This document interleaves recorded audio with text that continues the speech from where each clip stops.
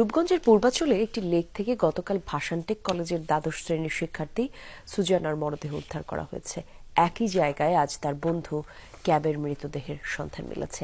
নারায়ণগঞ্জের সহকারী police super মেহেদী ইসলাম জানান, গতকাল পূর্বাচলের ৩০০ ফিট সড়কের বাউরারটেক এলাকা থেকে সুজানার মরদেহ উদ্ধার করা হয়। এ সময় তার বন্ধু সাইয়ান রশিদ ক্যাবের হেলমেট পাওয়া যায় এবং হেলমেটের সূত্র ধরেই আজ দুপুরে ফায়ার সার্ভিসের ডুবুরি দল লেকের ওই জায়গা থেকে কাব্যর মৃতদেহ উদ্ধার করে এবং মোটরসাইকেলটি উদ্ধার করা হয়। আর সেই রাজধানীর ক্যান্টনমেন্ট স্কুলের ৯ম শ্রেণীর শিক্ষার্থী নিহত সুজানার মা চম্পা বেগম জানান, কাব্য এবং সুজানা একই কোচিং সেন্টারে পড়তো আর সেই সূত্রে তাদের বন্ধুত্ব। গত ১৬ ডিসেম্বর সুজানা কাব্যর সাথে ঘুরতে যাওয়ার কথা বলে বাড়ি থেকে বের হয়। পরদিন গণমাধ্যম তার মৃত্যুর খবর পায় পরিবার।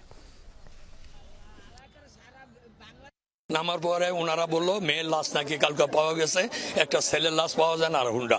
আমার ডুবুরি এই জায়গায় নামছে, নামে দেখে ওই যে একটা ছেলে এবং মোটরসাইকেল। নিছকই একটা দুর্ঘটনাই আপাতত মনে হচ্ছে। তারপরেও দুইটি লাশই আমরা, ওই লাশটিও গতকাল আমরা পোস্টমর্টমের জন্য পাঠিয়েছি। কাব্যর লাশটিও আজকে আমরা পোস্টমর্টমের জন্য দিব।